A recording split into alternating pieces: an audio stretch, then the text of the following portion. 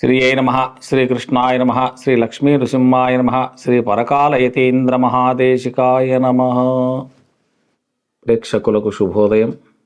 ఈరోజు మనము 2 గ్రహాలు, విశేషంగా రేపు మనకు ఫిబ్రవరిలో వచ్చేటటువంటి శని రాహుల యొక్క యుతి ఏదైతే ఉందో దాన్ని బట్టి ఒక వీడియోని తీద్దాము అని చెప్పి, అంటే ఏ రాసుల వాళ్ళకి ఎలా ఉంటుందనేది చేద్దామని ఒక మంచి ఆలోచన వచ్చి, ఈ యొక్క శని రాహుల యుతి వల్ల ఏం జరుగుతుంది, దాన్ని విశేషంగా కూడా దానికి పరిహారాలు కూడా అన్నీ కూడా మనం చెప్పుకునే ప్రయత్నం చేద్దామని ఈ వీడియో చేస్తున్నాను.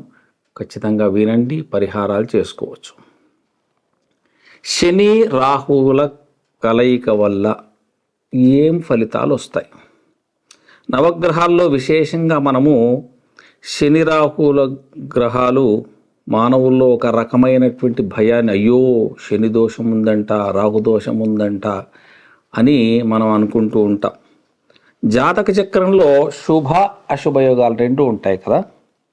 ఒకవేళ అశుభయోగం ఉంటే ఎన్ని ప్రయత్నాలు చేసినా ఫలితం పొందలేకపోతారు, వ్యాధిగ్రస్తులవుతారు, ధనక్షయం కలుగుతుంది, వ్యాపార నష్టాలు కూడా రావడానికి ఆస్కారం ఉంది. ఇప్పుడు మనం చెప్పుకునే గ్రహాలు మహాభయంకరమైన గ్రహాలు అనుకుంటాం, కానీ అనుకోవద్దంతా.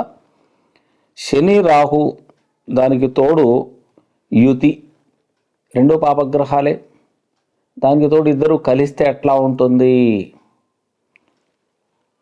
అనే విషయాన్ని, కష్ట నష్టాలు, అనారోగ్యాలు ఏ విధంగా జరుగుతాయి, అసలు ఈ 2 పాపగ్రహాలు ఏ ఏ ఫలితాలు ఇస్తాయనే విషయాన్ని మనం తెలుసుకుందాం. పరాశుర వ్యాఖ్యానం ప్రకారంగా శని శని దుఃఖాన్ని ఇచ్చేవాడు. సరే, ఈ మధ్య చెప్పుకుంటున్నాం మనం, శని చెడ్డవాడు కాదు, పనిష్మెంట్ ఇస్తాడు. అంటే పనిష్మెంట్ ఇస్తున్నాడంటే చెడ్డవాడే కదా, పనిష్మెంట్ ఇవ్వకుంటే మంచివాడు అనే పద్ధతిలో ఉంటుంది. రాహోహో ఐశ్వర్యదాయక, రాహు ఐశ్వర్య ప్రదాత, ఐశ్వర్యాన్ని ఇచ్చేవాడు. మరి ఈ 2 ఐశ్వర్యాన్ని ఇస్తున్నాడు, ఇక్కడ దుఃఖాన్ని ఇస్తున్నాడు. వీళ్ళిద్దరూ కలిస్తే మరి ఎందుకు ఈ యొక్క చెడు ఫలితాలు వస్తాయి అనే విషయాన్ని ఈరోజు మనం తెలుసుకునే ప్రయత్నం చేద్దాం. శనికి విశేషం ఏమిటంటే దృష్టి వల్ల, అయ్యో శని దృష్టి పడ్డదంట, శని దృష్టి అని మనం అనుకుంటున్నాం. మనం పాత సినిమాల్లో కూడా చూస్తూ ఉంటాం. శని దృష్టి వల్ల ఈ విధంగా అయింది అంటే, దృష్టి యొక్క ప్రభావం, శని యొక్క దృష్టి ప్రభావం చాలా ఎక్కువగా ఉంటుంది, అది చెడు కానీ మంచి కానీ. రాహు ఐశ్వర్య ప్రదాత అయినప్పటికీ ఛాయాగ్రహం రాహు కనుక ఏ గ్రహంతో కలిసి ఉంటే ఆ యొక్క గ్రహం యొక్క ఫలితాలు ఇవ్వడం అనేది జరుగుతుంటుంది. ఏ రాశిలో ఉంటే ఆ రాశి యొక్క గ్రహము ఎంత బలంగా జాతకంలో ఉందో దాన్ని బట్టే ఫలితాన్ని ఇస్తాడు.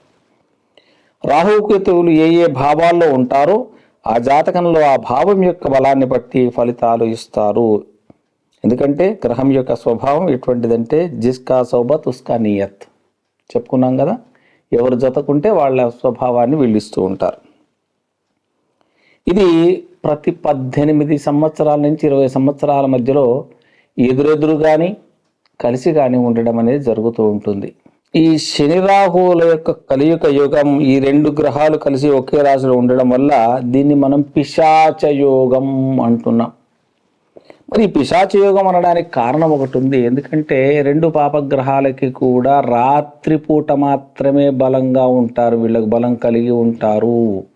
అందుకని దీన్ని పిశాచ యోగం అంటే, మనకు దివారాత్రో బుధుడు, మనకు పగలు సూర్యునికి బలము, చంద్రుడికి రాత్రి బలము, ఈ విధంగా మనం జ్యోతిష్ శాస్త్రంలో చెప్పుకున్నాం కదా. అదే ప్రకారంగా శనికి రాహువుకు రాత్రిపూట మాత్రమే బలం కలిగి ఉంటారు కనుక వీళ్ళకు పిశాచ యోగం అనే విషయాన్ని చెప్పడం జరిగింది.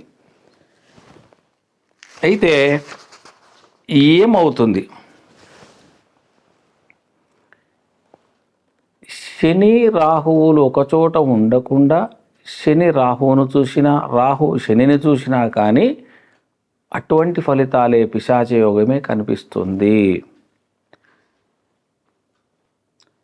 ఏమవుతుంది అంటే, ఇదేమో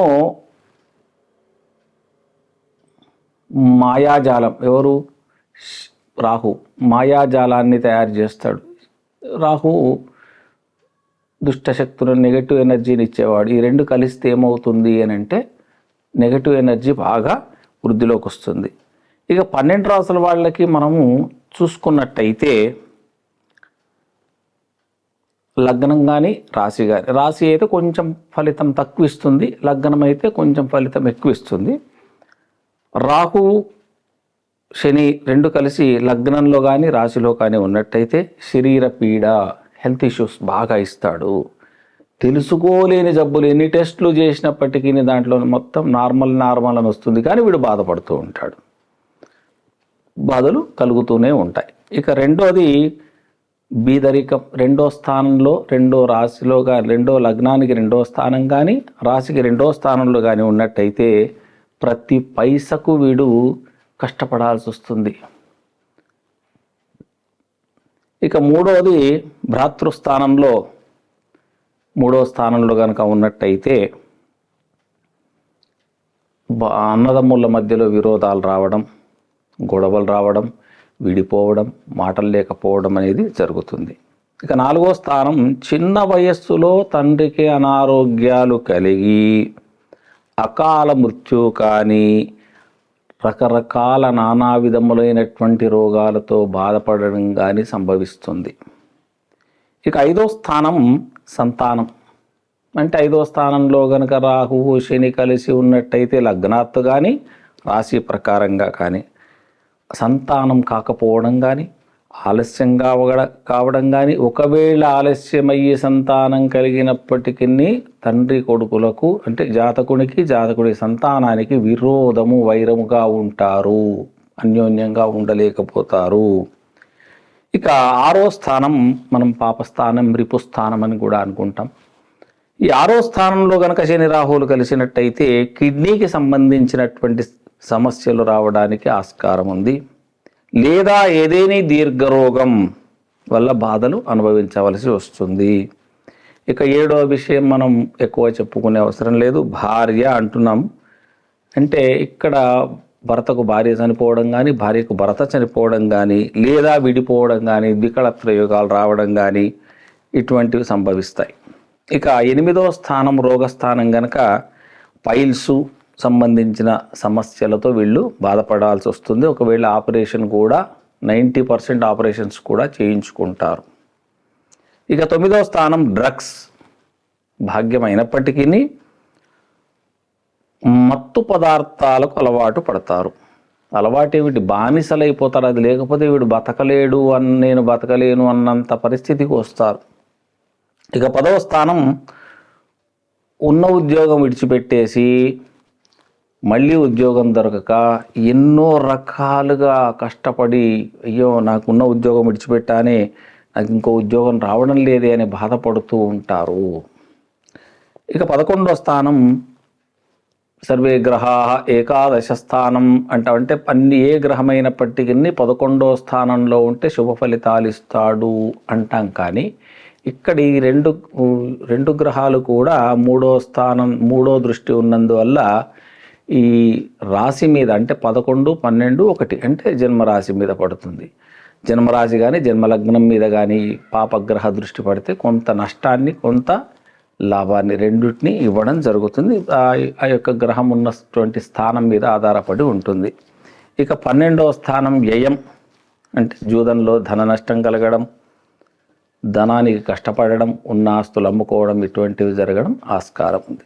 ఈ విధంగా అన్ని భావాల్లో కూడా చెడు ఫలితాలే ఇస్తున్నాయి కనుక మీ జాతకంలో ఈ విధంగా కనిపించినట్టయితే జాగ్రత్త పడండి. తగిన ప్రాయశ్చిత్తం చేసుకుంటే కనీసం కొంతలో కొంతనైనా కానీ మీకు ఉపశమనం కలిగి ముందుకు వెళ్ళడానికి ఆస్కారం ఉంటుంది. అందరూ బాగుండాలని ఇది నేను చిన్నగా చెప్పాను. ఇదే పిశాచయోగం వల్ల ఇంకా ఏమేం జరుగుతాయి అనే విషయాన్ని రెండో వీడియోలో పార్ట్ 2లో నేను ఇస్తాను. దాని పరిహారాలు కూడా ఏం చేస్తే బాగుంటుంది అది మీరే చేసుకోవాలి. ఎవరో బ్రాహ్మణులు చేస్తారు, ఎవరో గుళ్ళో చేయించేస్తామంటే కాదు, అది స్వయంగా మీరే చేస్తూ ఉంటే ఖచ్చితంగా మీకు మంచి ఫలితాలు వస్తాయని భావిస్తూ ఇంకొక వీడియో పెడుతున్నాను. ఆ వీడియోను కూడా చూసి, దీంట్లోనేమో షార్ట్గా చెప్పాను, దాంట్లో మొత్తం విపులంగా చెప్పడం జరుగుతుంది. దాన్ని కూడా మీరు చూసి పార్ట్ 2 కూడా ఖచ్చితంగా చూడండి.